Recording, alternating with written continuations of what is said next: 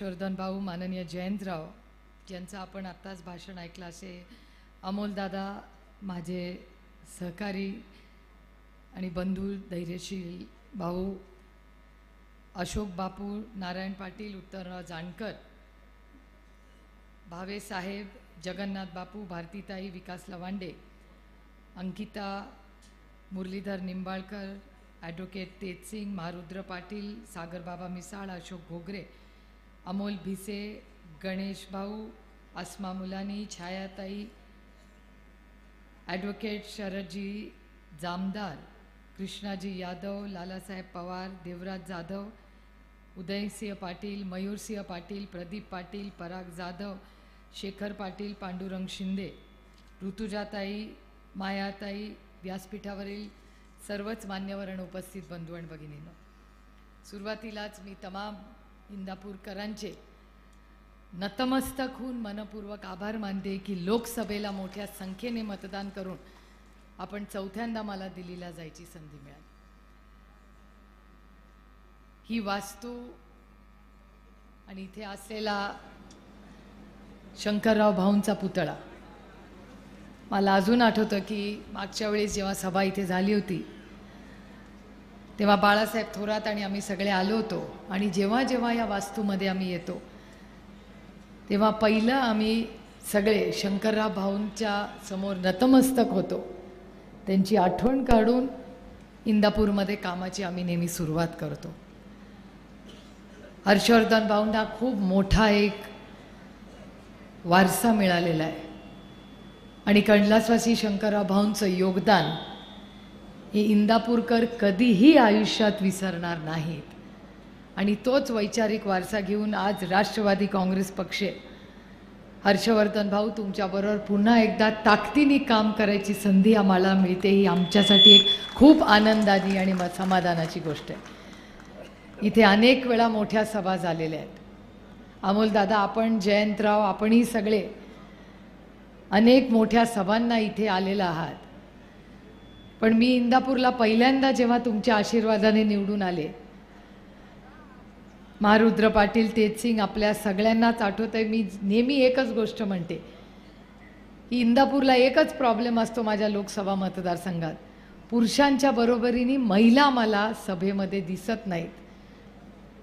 पण ती 2009ची गोष्ट होती. आज पुरुषांच्या बरोबरीने महिला पहिल्यांदा एवढ्या मोठ्या संख्येने उपस्थित राहिलेल्या आहे. ही माझ्यासाठी खूप आनंदाची आणि समाधानाची गोष्ट आहे. इंदापूरमध्ये भाऊ मंत्री असल्यामुळे अनेक मोठी विकास कामं झाली आणि विकास कोणीही एक व्यक्ती करत नाही. असंही मी म्हणणार नाही की केंद्रात मी आणि अमोलदादा अनेक वर्ष एकत्र काम करतोय. आम्ही टीका जरूर करतो पण चांगल्यालाही चांगलं म्हणतो. कुठलंही सरकार असं नसतं की जे 100% सगळं वाईट करते. प्रत्येक सरकारी एक कंटिन्युटी असते. म्हणजे एक सरकारमधले काही नियम कायदे हे पुढचं सरकार चालूच ठेवतं. असं कधीच होत नाही की सगळं एकाच काळात झालं. त्याच्यामुळे आम्ही कधीच भ्रमात नसतो की जे काही केलं आहे आम्ही केलं. एक तर आम्ही कोणी करत नाही, आपण सगळे करतो. आणि इंदापूरच्या या सगळ्या विकासामध्ये अनेक जणांचं खूप मोठा सिंहाचा वाटा राहिला. मग जिल्हा परिषद असेल, पंचायत समिती असेल, नगरपालिका, आमदारकी, या सगळ्यामध्ये प्रत्येकाचं एक वेगळं योगदान असतात. आणि आज मला मनापासून आनंद होतोय की हर्षवर्धन भाऊ आणि त्यांनी आणि मी एकत्र वर्ष फार जवळून काम केलेलं आहे. अनेक वेळा पत्रकार मला विचारायचे की कसं काय तुमचं, कसं काय, कोण कुठे. म्हटलं आमच्या केसमध्ये एक गोष्ट मी अतिशय अंतःकरणातून प्रामाणिकपणे सांगू इच्छिते की मी राजकारणात आणि राजकारणाच्या आधीपासूनही भाऊंच्या कुटुंबाचे आणि आमच्या कुटुंबाचे ऋणानं बंध हे आजकालचे नाही, 6 दशकाचे आहेत. आणि ते पाटील आणि पवार दोन्ही कुटुंबांनी अतिशय प्रेमाने मांडले. त्यामुळे राजकारणात कधी काय झालं ठीक आहे, काही कारणं असतात त्याला, पण तेवढी वैचारिक प्रगल्भता आपल्या प्रत्येकामध्ये आहे की जे काय झालं ते विसरूया, पुढे कामाला लागूया. कारण आपण आज सगळे महाराष्ट्राच्या स्वाभिमानासाठी एकत्र आलेलो. आणि माझी भाऊ तुम्हाला एक विनंती राहील की आपण एकत्र राहू, आपण अनेक वर्ष एकत्रच राहिलो आणि आपल्या नात्यात कधीच कटुता आली नाही इतक्या वर्षांमध्ये. पण एक माझी विनंती हर्षवर्धन भाऊ आपल्याला राहील की जी मी स्वतःही पाळणार आहे आणि आपल्यालाही विनंती करीन की अनेक वर्ष आपण एकामेकाचा कार्यकर्त्यांनी संघर्ष केलेला आहे. त्याच्यामुळे तुम्ही मला मार्गदर्शन करा आणि मीही काही थोडंसं आपल्याला कधीतरी विनम्रपणे विनंती करीन की प्रत्येक कार्यकर्त्याचा मान सन्मान करणं ही तुमची आणि माझी आजपासून जबाबदारी असणार आहे. असं कधी आज नंतर कोणी बोलू नका, इथले तिथले आधीचे नंतरचे ही भाषा आपण सगळ्यांनी बंद करूया. आणि जे झालं त्याच्यात इतिहासात रमण्यापेक्षा आजपासून पुढे इंदापूरसाठी आपण एकत्रपणे काय करू. कारण का कधी कधी असं वाटतं त्यांना, अरे बापरे हर्षवर्धन पाटलांसारखा एवढा मोठा नेता आला, आता आमचं काय होणार. त्याच्यामुळे भाऊ माझी तुम्हाला विनंती आहे, तेवढं तुम्ही थोडंसं आमच्या लोकांना समजून घ्या. जे आता आपले आहेत ते तुमचे आणि माझे आज राहिले नाहीत, आज नंतर सगळे आपले आहेत. तर तुम्ही मोठे भाऊ म्हणून थोडेसे ह्या सगळ्या संघर्षाच्या काळात राहिलेल्या प्रत्येक कार्यकर्त्याचा आणि पदाधिकारी प्रेमावरनं तुम्ही फक्त पाठीवर हात टाकला तरी त्यांना पुरे आहे. त्यांना तेवढंच त्यांची मागणी आहे, त्यांना बाकी काही मागणी नाही. कारण का खरंच 1 वर्षापूर्वी अमोलदादा म्हणत होते भाषणाबद्दल. अमोलदादांची माझी तर कथा काय काय. आम्ही दोघं जेव्हा लढायचं ठरवलं तेव्हा अमोलदादांना आमच्याकडे ना पक्ष होता आणि चिन्हही नव्हतं. आणि अमोलदादा मला विचारायचे काय करूया, कुठल्या चिन्हावर लढूया. तर मी त्यांना म्हणायचे तुम्हाला काय वाटतं काय चिन्ह असेल.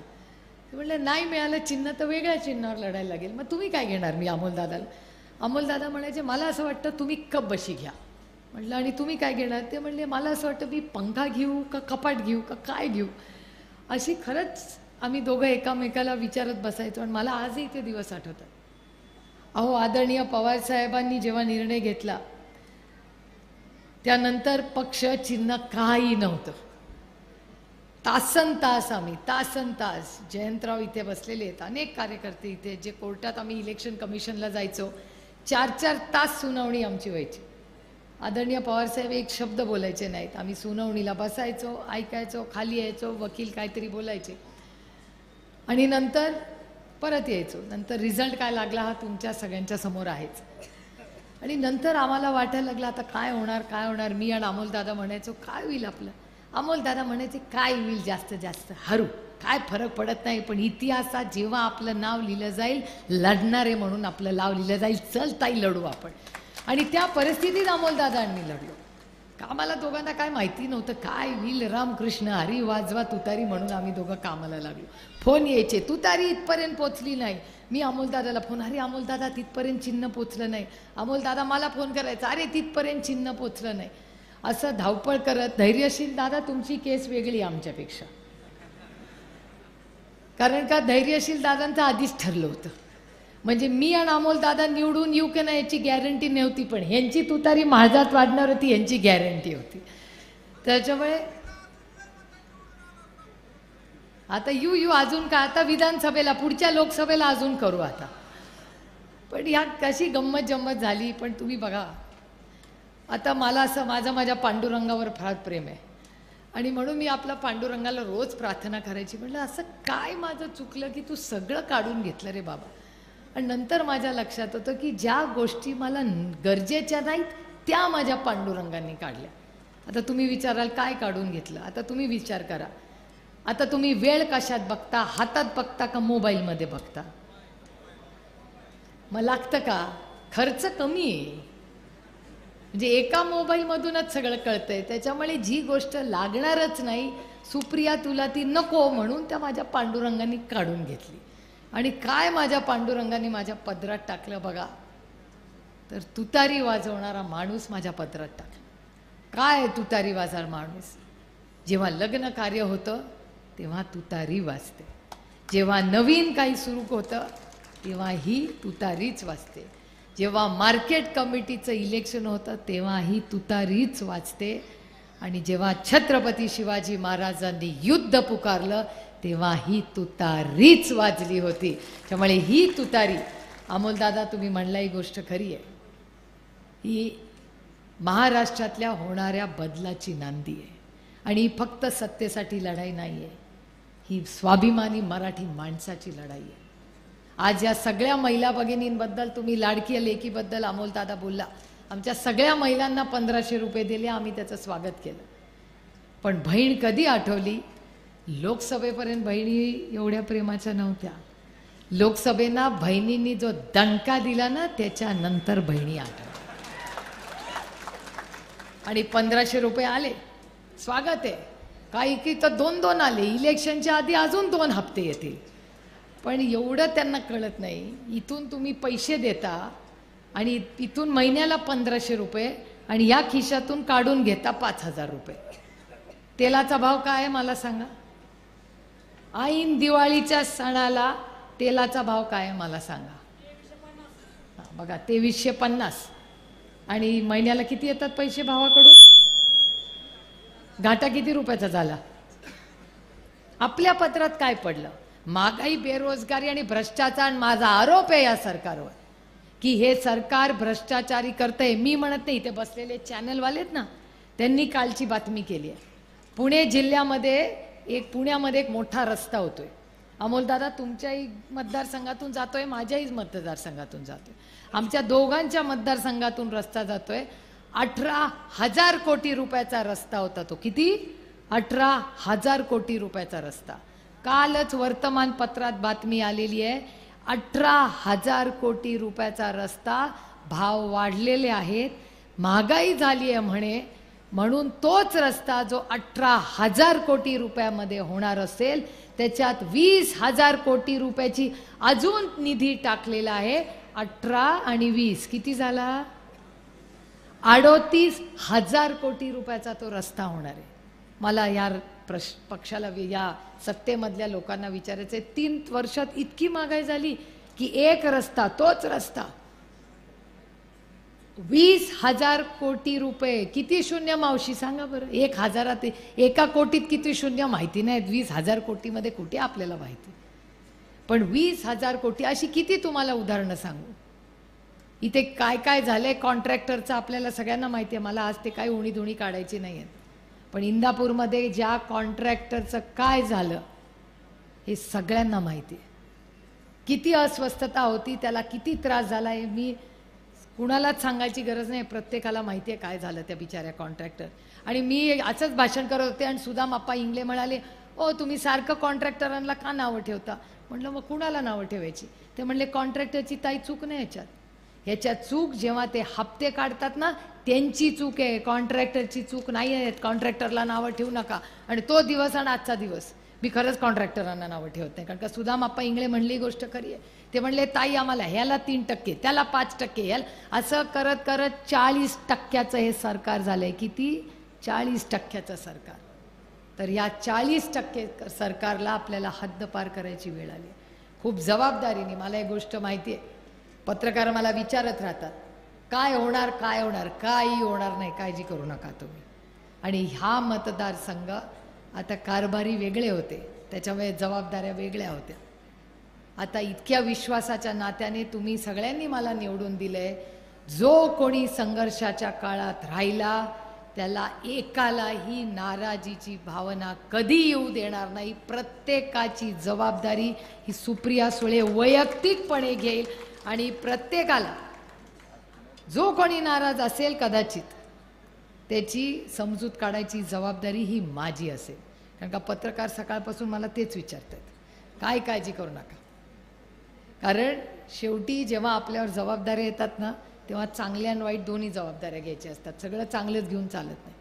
त्याच्यामुळे काही जबाबदाऱ्या आपल्याला सगळ्यांना एकत्रपणे घ्याव्या लागतील. पण इंदापूरमध्ये आदरणीय पवारसाहेब, माननीय जयंतराव आणि पक्षाचे सगळे लोक, मी जयंतराव तुम्हाला शब्द देते की ह्या मतदारसंघात ज्याला तुम्ही तिकीट द्याल त्याच्या मागे आम्ही पूर्ण ताकदीने कष्टांची पराकाष्ठा करू, पण तुम्हाला इथून एक आमदार निवडून आम्ही देऊ. आणि तुम्ही सगळ्यांनी जी संघर्षाच्या काळात साथ दिली त्याबद्दल मी मनपूर्वक आभार मानते. आज आशीर्वाद देण्यासाठी आज मोहिते कुटुंबातले सगळेच आलेले आहेत, पण दादा आल्यामुळे आम्हाला जास्त आनंद वाटला. आणि दादांनी आज भाषणही केलं, त्याचा अजून मनापासून आनंद आहे. त्यामुळे काँग्रेसचे जे जुने दिन हे पुन्हा सगळी जुनी ही नाती आज एकवटतायत। मध्ये थोडीशी कसं असतं, झोपल्याला ना की कधीतरी वाईट स्वप्न येतात, ती वाईट स्वप्न गेली की पुन्हा एक सुंदर सकाळ होते आणि ती सकाळ आज इंदापूरमधून सुरू होते। हर्षवर्धन भाऊ, तुमचं, तुमच्या कुटुंबांचं, तुमच्या कार्यकर्त्यांचं, पदाधिकाऱ्यांचं मी मनापासून राष्ट्रवादी काँग्रेस पक्षात अंतःकरणातून तुम्हाला सगळ्यांना आपण आमच्या शब्दाला मान ठेवून आपण आलात पक्षामध्ये, तुमचं मी मनापासून स्वागत करते। आणि प्रत्येक पदाधिकाऱ्याला हसत खेळत जसे आपण अनेक वर्षे एकत्र दौरे केले, विकास केला, तसंच एकत्र काम करूया। पुन्हा एकदा आज इथे आल्यानंतर आपण प्रेमाने स्वागत केलं आणि संघर्षाच्या काळात इंदापूरकरांनी जी साथ दिली त्याबद्दल पुन्हा एकदा विनम्रपणे इंदापूरकरांचे मनपूर्वक आभार मानून आपली रजा घेते।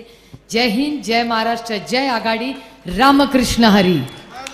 धन्यवाद ताई, मनपूर्वक धन्यवाद। यानंतर अनेक वादळ वाऱ्यांना तोंड देत सर्वसामान्य जनतेच्या जोरावरती राजकारणामध्ये खंबीरपणे उभा